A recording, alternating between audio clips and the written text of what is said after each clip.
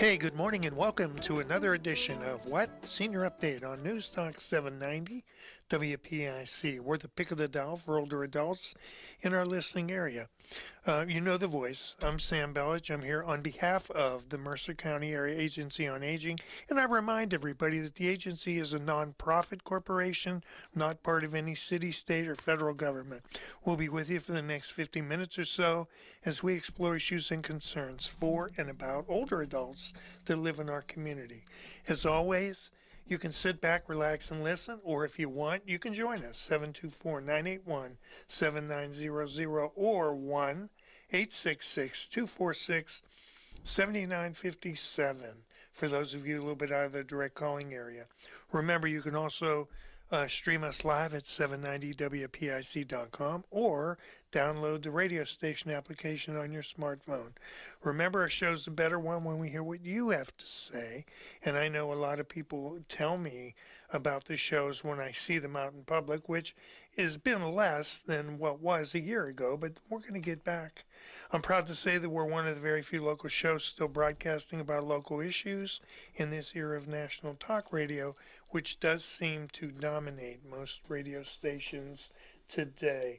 Couple comments to begin before we start with our guest. One is, what? Is it middle of summer or what?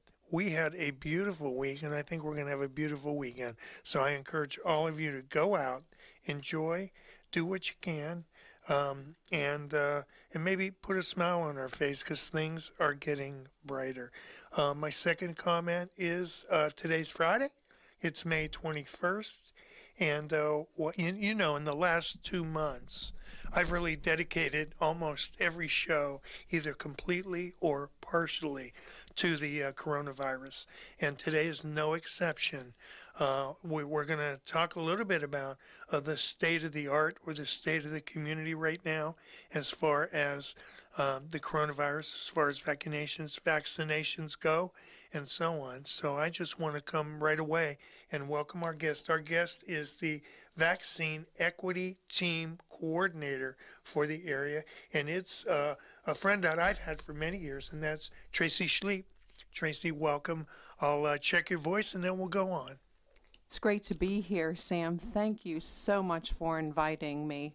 And I am so excited about getting to speak to our older population because I recognize, as does the Beale Regional Health Foundation and Primary Health Network, that older Americans have really been challenged in order to get the coronavirus vaccine. And my team is dedicated to making sure that everyone living in Mercer County is able to get that vaccine. And I know we talked a little bit off the air, so I'll just paraphrase real quick. Because of your involvement in nursing, in health education, and so on over the years, you've developed a personal network that is quite extensive of healthcare resources. Yes, and those resources are coming in very handy these days because I'm trying to reach out into the community and find those little pockets of people who haven't yet been able to get their vaccine. And we look at many factors. We call those the social determinants of health that help us decide where those people might be. And definitely one of those factors is age. Another factor is access to the internet, access to healthy food, to transportation, to an environment that is safe for them to go outdoors and exercise. There are a lot of factors. So equity, someone might ask, what's the difference between equity and equality? I always explain it this way because it's simple enough that I can understand it. So I'm hoping that it can help other people understand it too. I'll test you because if I get it, we know we're there. Go ahead. So we say that equality is giving everyone a pair of shoes. Equity is giving everyone a pair of shoes that fit. So if we're talking about vaccine equity, we're making sure that everyone is able to get the vaccine and we are reaching them where they are and helping to facilitate that process for them. So we know that older Americans, right off the bat, and every state has handled this a little bit differently, but in Mercer County, we know that for the most part, in order to get the vaccine, required having a cell phone or having a boy. computer and being able to go online. Isn't that the truth? Yeah, it is the truth. And so the older population was one of the very first populations that needed the vaccine, and we needed to get it out to them quickly. But they were also a population that was very challenged when it came to being able to go online, to make an appointment, to fill out those forms. And so that's when Buell Regional Health Foundation began to realize, wow, we've got a problem. We better do something about it. So the Buell Regional Health Foundation, under the direction of Jen Barbarack and her board of directors, decided that they were going to set up a vaccine equity team, and they looked out into the community to form a partner. Who stepped up to the plate was Primary Health Network. And Primary Health Network is a federally qualified healthcare center. So it's part of their mission to reach out into the community. And fortunately, that partnership was formed. And I was the lucky soul that was named to fill the position as the coordinator of that team.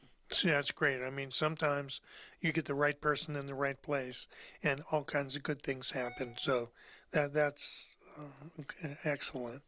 Go ahead. I don't want Thanks, to interrupt Sam. you. I appreciate your vote of confidence. Well, let me share a quick story, and then I'll let you go whichever way you want. When I was young, years and years and years ago, and I was initially married. Up to that point, it wasn't that I was an anti-flu shot person, but I didn't give it a second thought. I really just didn't. Sometime I'd get a flu shot, sometime I wouldn't, depending upon, back then, I wouldn't even see a doctor for a couple of years. But when we had children, it kind of changed. And I can remember when our kids were very, very little, both my wife and I got the flu at the same time. And doing childcare and having the flu is a memory that neither of us have forgotten subsequently. We've never missed a flu shot again. Now, that's just, I don't want to put it that way because that can be a killer too, but that's the flu, not the coronavirus, which is much more heinous and much more dangerous. And I look at two reasons, and tell me where I'm wrong. Two reasons where somebody maybe not get a flu shot. One, they want to but can't. The other would be they don't want to because they don't want to.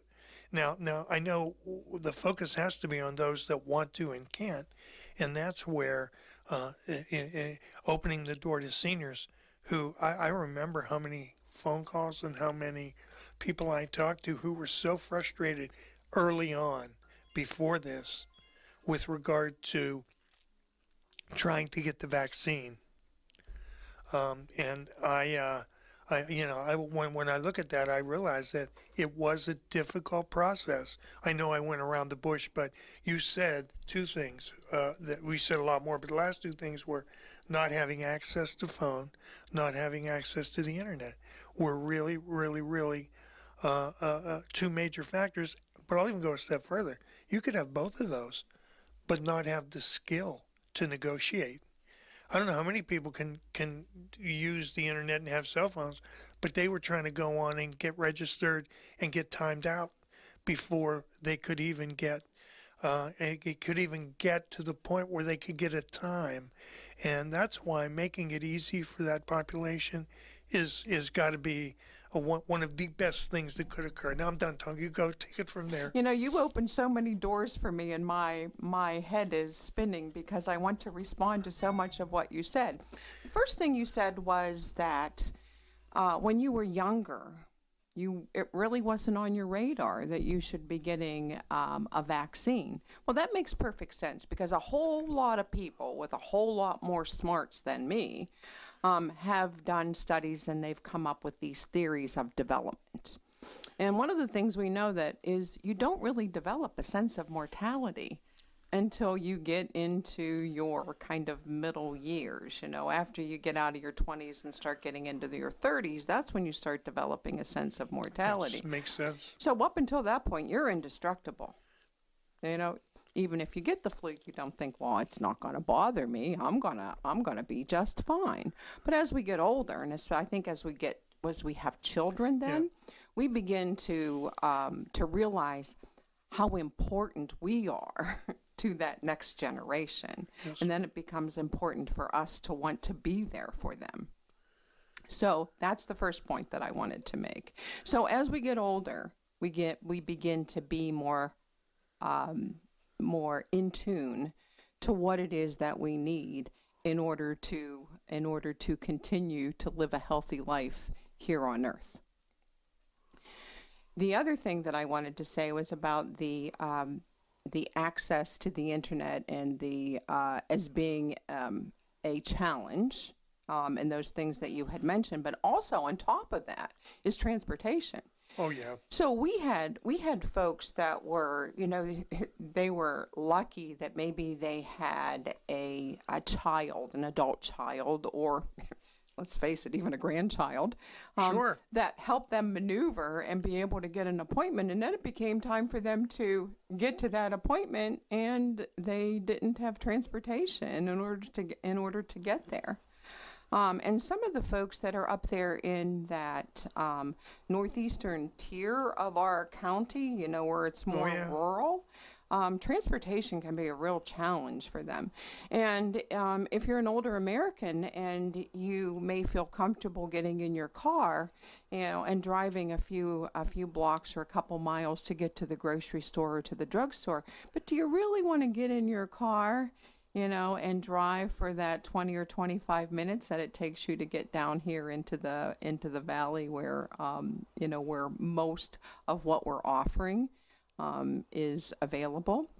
Not so much. So that's another thing that my team is doing. We're helping folks get transportation. If they need transportation to get a vaccine, not only can we get them an appointment to get a vaccine, but we can also help them get transportation to that appointment. Wonderful. Trace, I'm going to stop you there for a minute. And during Senior Update, we have 3 commercials. So I look at the time and I say, you know what? It's time for our first one. So my guest today is Tracy Schleip, who's the Vaccine Equity Team Coordinator for our area. And I don't know why that's circling like that, but we'll give it a shot. Now's the time to get a great deal on Kubota equipment, like versatile #1 selling Kubota BX and L-Series compact tractors, Z-Series mowers that deliver a quality cut, and Sidekick utility vehicles where durability meets speed. Stop by your local Kubota dealer today. Bring home the Kubota BX 2380 tractor for payments as low as $111 a month. Offer requires 20% down now through June 30th. Go to KubotaUSA.com/offers for more details. Visit Bortnick Tractor Sales, 3 miles south of I-90 on Route 7 in Conneaut, or online at BortnickTractorSales.com. Hi, I'm Bob Greenberg with this local Sports Minute brought to you by Flynn's Tire and Auto Service. Flynn's will get you in right now.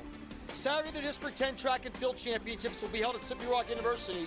And on Monday, the District Baseball and Softball tournaments will begin as well. In most years, it's a very exciting time for so many athletes, coaches, trainers, and parents. But in 2021, the year after spring sports were wiped out by COVID, it's an emotional time as well.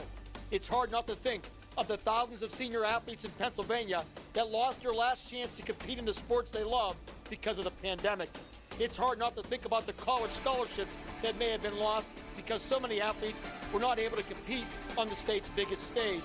I'm not sure if District 10 has any plans to honor last year's lost class of athletes, but I do hope they pause the action before Saturday's meet just for a minute or two to remember 2020 and the opportunities that so many athletes lost. For Flynn's Tire and Auto Service, I'm Bob Greenberg. So, I'm in a grocery store, perusing the pharmaceutical aisle, doing the best I can without my bifocals to read these labels that say things like benzalkonium chloride or a diphosphate something or other. What does that do exactly? Well, you're certainly not going to get answers in a grocery store, are you?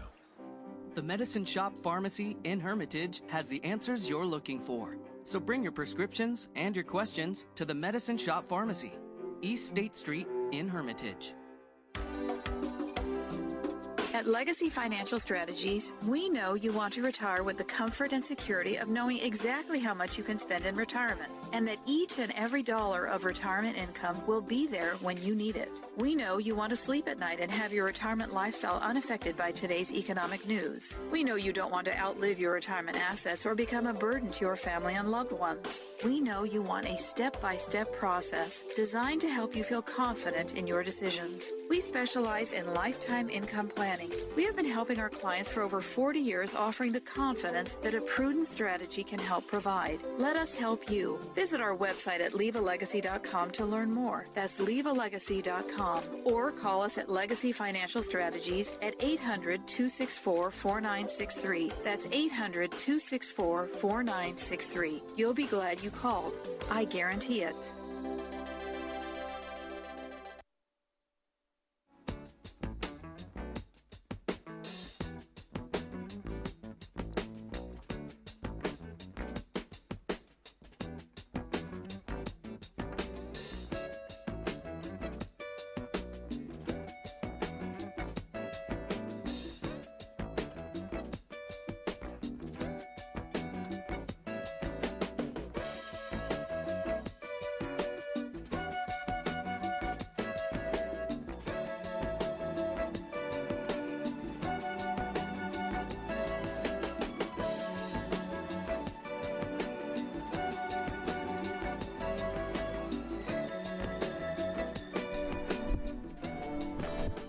Hey, welcome back to Senior Update on News Talk 790 WPIC.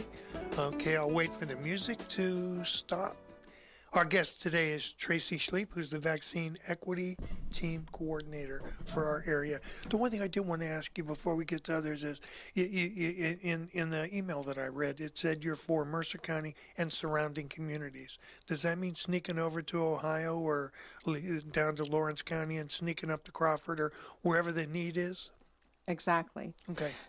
So since this position is under the umbrella of Buell Regional Health Foundation and also through Primary Health Net, we concentrate on Buell Regional Health Foundation's footprint. Okay.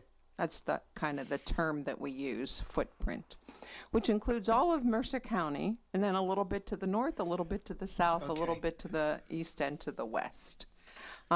So if you're living in like the New Wilmington area, Pulaski, that's considered part of that footprint. If you're over in Brookfield, Hubbard, you get the idea. Yeah, good. That's what I was hoping for. And then beyond that, I know at the break we talked about you wanting to have as much one-to-one contact with people, to share your data, to let people know what the reality is instead of sometimes what people believe that's not really accurate. Yes, and related to that, a lot of people think you can't go across the state line to get your vaccine. That is not always true. Some cases it is, but it is not. It is not always true. You know, we just want vaccines in arms. We don't care who gives that vaccine. We don't care what kind of vaccine it is. And when I say we, I'm talking about, my team. Sure. Now, individuals could have a preference, and that's part of what my job is to make sure that people can get their vaccine in a place at a time and the type of vaccine that they're willing to get, that Sure. they want to get. And that's understandable. And, we, for a long, long time, it was that there was less vaccine than there were people that wanted it. Now it's kind of changed. We have plenty of vaccine, but now we got we need to get those people in to get it. So this is what our approach was, because we've only been in existence for about 6 weeks, and we've made a lot of headway in 6 weeks. So one of the first things we did is I had the team, and we created a database, which is just a fancy way of saying putting a whole bunch of information together. Sure. And we put that on our computers, and that information was about every provider in that footprint I was talking about that provides a vaccine. We found out who's given the vaccine, what kind of vaccine are they given, how much vaccine are they getting, what is their process for administering that vaccine, and how do you get an appointment to get it. So we put that all on our laptops, and then we go out into the community to where there are people gathering, where we can interface with people. And I simply walk up to them and I say, "Hi, I'm Tracy. I'm a nurse, and I'm helping people get appointments to get a vaccine. Have you had yours?" And if they reply yes, I give them a add a girl or add a boy, and a candy bar if I happen to have one. And, Sure. Because that all started, the candy bar started because I started saying, "Hey, that's sweet." And I thought that I needed to back up that sweet part of it and give them something sweet. Because that it really is. You need to be commended if you have received your vaccine, because not only are you protecting yourself, but you're protecting your community. So if someone says to me, "No, I haven't had my vaccine," and I say, "Can I help you get an appointment to get one? I can set you up with an appointment wherever you want to go at a time that is convenient for you." Sometimes people will say, "Yeah, I would appreciate that." Sure. I have to talk to maybe 10 or 15 people before that person presents itself. Sometimes people will say to me, "Boy, that's a lot of effort for very little return." That's not how I look at it at all. We've all heard the story about the starfish on the beach. As you said that, that's exactly what I've thought of. Our state ombudsman used to use that story or analogy quite frequently in terms of don't be discouraged. Go ahead. I'm sorry. To that one person, that is so very, very important. And I always consider it an honor and a pleasure to be able to help that person. But then there's another side of this. And the other side of this is there are those people that aren't ready to get their vaccine. And sometimes they feel very adamant about that. They might be saying no. And I respect everyone's right to self-determination. Sure. I do. That is very important. People need to be able to direct themselves, and I respect that right. But as a nurse, of course, I feel very strongly about this. This is my passion. But I ask that person who is hesitant, that's the word we use, part of my job is also to understand what are your reasons for not wanting the vaccine. And I have that conversation with them, and almost always it's a very respectful conversation. And I document what those reasons are, and then I report it back because we're gathering that information so that we can help people and make sure that they are getting accurate information. To stop you right there, what or just a couple, what are the reasons that people don't want to get the vaccination? I kind of put it into two major categories, Okay. or the most common reasons. The first reason is mistrust. That people don't trust the vaccine itself. They don't trust the process whereby the vaccine was created. They don't trust the administration of the vaccine or the provider of the vaccine. Okay. Now, I can help with the provider of the vaccine because I can get them hooked up with an appointment at a place with a provider that they're comfortable with.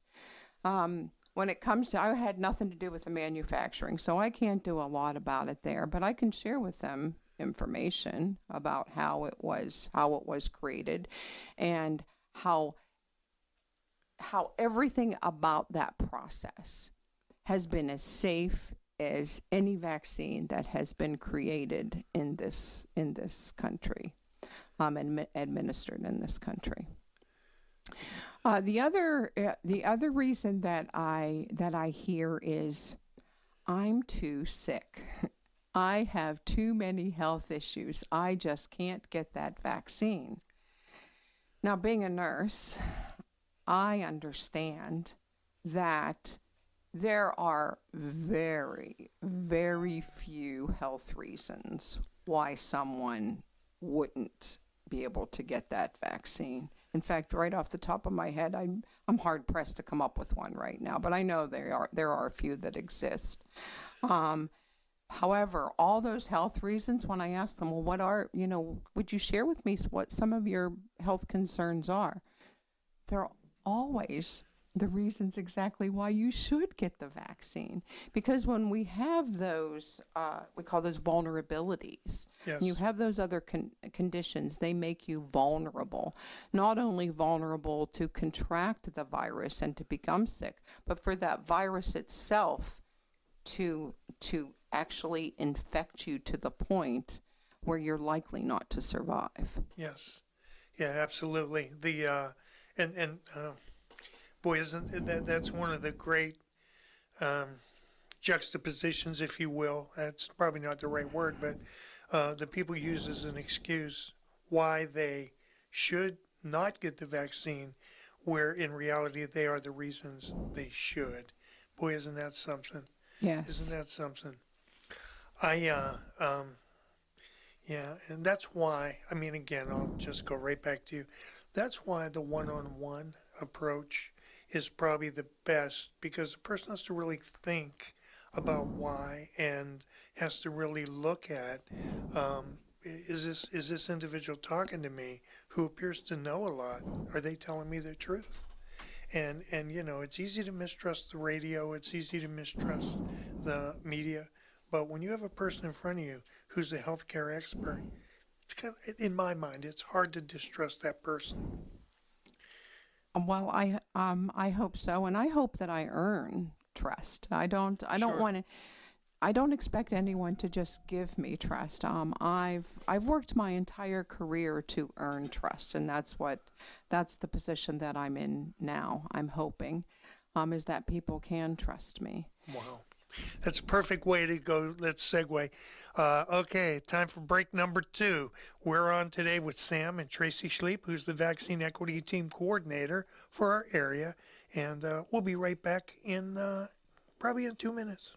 Now's the time to get a great deal on Kubota equipment, like versatile #1 selling Kubota BX and L Series compact tractors, Z Series mowers that deliver a quality cut, and Sidekick utility vehicles where durability meets speed. Stop by your local Kubota dealer today. Bring home the Kubota BX 2380 tractor for payments as low as $111 a month. Offer requires 20% down now through June 30th. Go to KubotaUSA.com/offers for more details. Visit Bortnick Tractor Sales, 3 miles south of I-90 on Route 7 in Conneaut, or online at BortnickTractorSales.com. Hey, this is Jay Weishuttle from House of Cards with your House of Cards gaming report for the week of May 17th, 2021. Red Rock Resorts announced the sale of the Palms Casino to California's San Manuel Band of Mission Indians for a reported $650 million. San Manuel's purchase makes the tribe the second Native American-run gaming company to enter the Las Vegas market. PointsBet launched their first online casino in the United States. The iGaming platform went live in Michigan, making PointsBet the 13th online gaming operator in the state. And finally, with people starting to travel again, here's a place you may want to check out. The Baja Mar Resort and Casino in the Bahamas announced the upcoming opening of its $200 million water park. The resort reported that its water park will also include an outdoor casino called the Gaming Pavilion. So when you're done trying the resort's 24 water slides, you can kick back and win some money. Have any news or tips regarding casinos, gaming, or legislation? Send us an email at newsroom@houseofcardsradio.com and follow us on Twitter at HOC Radio. Nonprofit organizations have always needed support, but now with the pandemic, that need is greater than ever before. Never let your light shine down. Never let your light shine shine down. Project Shine can connect a good person like you with a great cause. Let your light shine down with the help of Volunteer Match and Project Shine. Be a part of Project Shine. Visit 790wpic.com. Paid for by Christian Care Ministry. This is good news, maybe exactly when you need it too. Right now, MediShare is waiving their new member fees. This could save you money on top of all that you'll save each month by becoming a member of MediShare. So many people are looking for a healthcare solution right now, seeing the cost of COBRA plans, for instance, and MediShare is the affordable alternative to health insurance. The typical family saves $500 a month. MediShare is a Christian community that shares each other's healthcare costs, and because of the current economic situation, they're making it easier than ever. Apply by May 30th, and you can save an additional $170 on your first month. I'll give you the number here in a second, and if you call, you can get a price within 2 minutes. Just tell them the promo code SHARE to receive your additional savings. Maybe now is the time to make the switch like more than 400,000 people already have and start saving. Here it is. Call 844-41-BIBLE. That's 844-41-BIBLE. 844-41-BIBLE. The heat will continue into the weekend. Sunshine today, a high near 90 degrees. Tonight, cloudy, low 63. Tomorrow, partly sunny, high 86. On Sunday, we do have a slight chance of getting some showers, maybe a thunder shower, high of 87, and then a 50-50 chance of getting rain on Monday, our high near 80 degrees. Give spring a whole new sound with Audible Plus. Listen all you want to thousands of select Audible originals, audiobooks, and podcasts, including exclusive series. Start a free 30-day Audible Plus trial when you sign up at audible.com.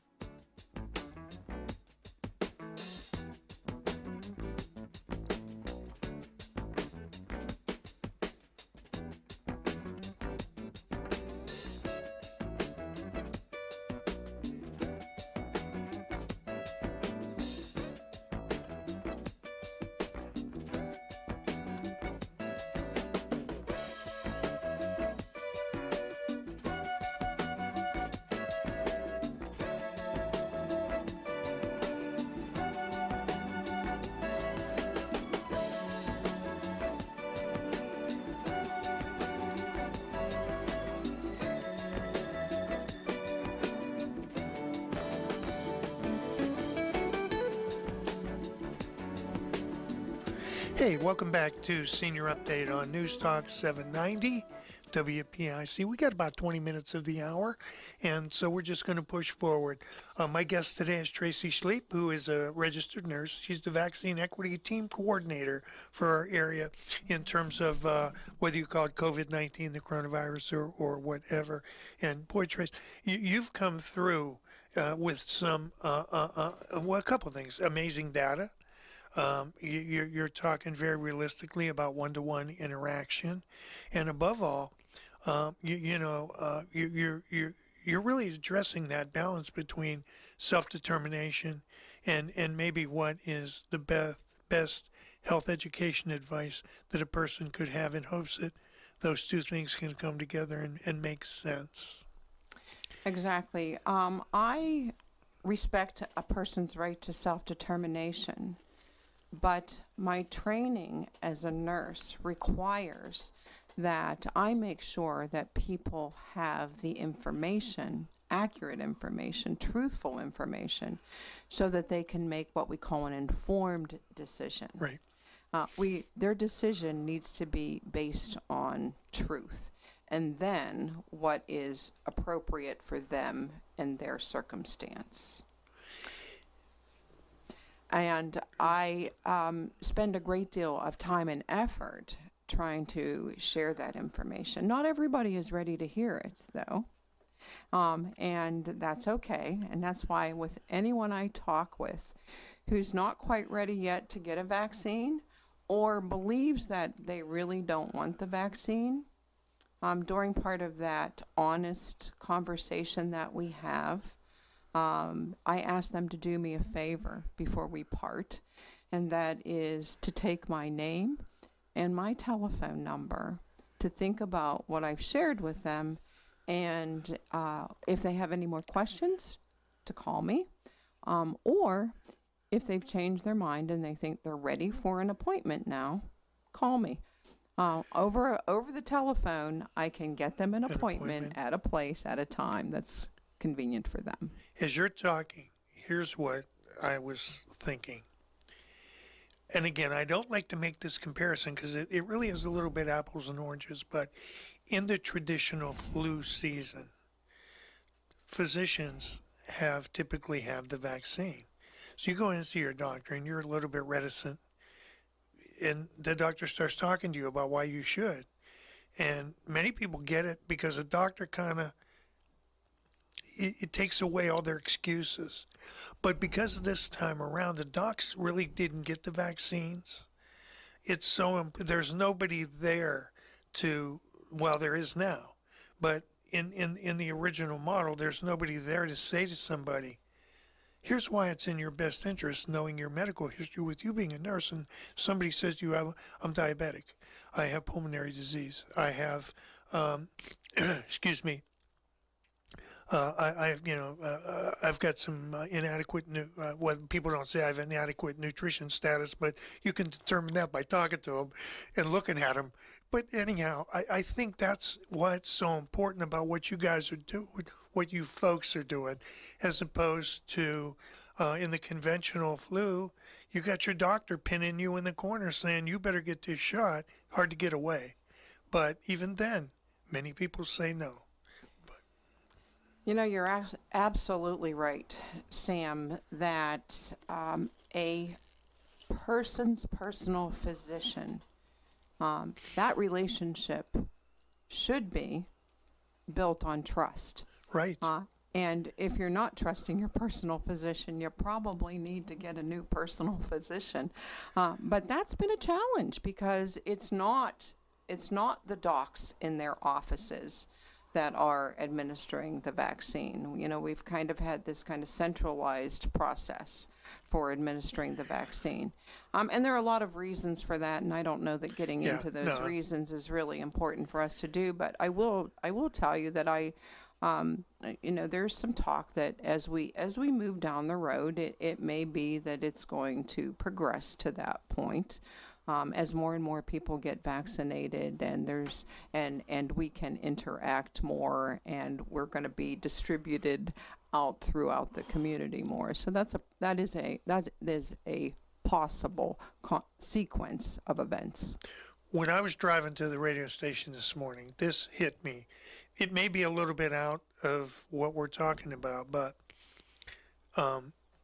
react to this. When I was a kid, when vaccines began to occur, I don't remember my parents even signing permission slips. I remember they lined us up in the school cafeteria or in the gymnasium, depending upon the size of the school, whether it was junior high, high school, or elementary, and you were given either that sugar cube or the other vaccination that left the mark, and all those things. And back in the day, as I was a kid growing up, there were no ands, ifs, or buts. If you wanted to go to school, you got the vaccination or you were not invited in. And react to that. You talk about the self-determination. I'm laughing, but I don't remember much self-determination back then. But then again, those were fatal diseases that they were vaccinating us against. And God bless them for doing it. Yeah, and if I look to history, I thank my higher being that those vaccines were created. Absolutely. And I look to now. I am of the age that most of my immunity that I have is because I actually got the disease, and was one of the lucky survivors. But things like smallpox and polio, yes. Those vaccines were what saved me. And then I looked to my children, and my children had all of those vaccines available. They still had to get chickenpox and a few that even now we have vaccines for. So, a lot of people ask me also, since we're on the subject of vaccines, about boosters. Yes. Because when you get a vaccine, oftentimes you have to get, I call it the reminder vaccine, because when we get a vaccine, what it does is it causes our bodies to develop these chemicals that help to protect us against that disease. With many of the vaccines, our bodies need to have a sort of reminder about that in order to keep those chemicals high enough in our body to keep us protected. And there is a very, very good probability that for those of us who got the COVID vaccine, that at some point in the future, we're probably going to need to get a booster. So I'm thinking as I get more and more and more of the population vaccinated and our percentage starts to increase from 34% being vaccinated, that one of the next steps that I'm going to be taking is when they decide when are those boosters going to be necessary for me to help people get those booster vaccines as well. Yeah, I again on the other side of it, for people who are really pro-vaccine, during the latter stages now of the quarantine, a group of us, maybe, I don't know, probably 6, 7, 8 guys, were meeting in the morning on Wednesdays, every other Wednesday or whatever, up at Beale Park, so we could distance and whatever. And the consensus of that group, and we got some heavy hitters there. One kid was the executive director of the Summit County Health Department. And I won't get into all the pedigree, but you got 7 males, white males, who kind of maybe fall into that. I'm not going to do. But we got 7 guys, all of which agreed on this topic. If there is a booster, we'll be in line to get it because of the importance of it.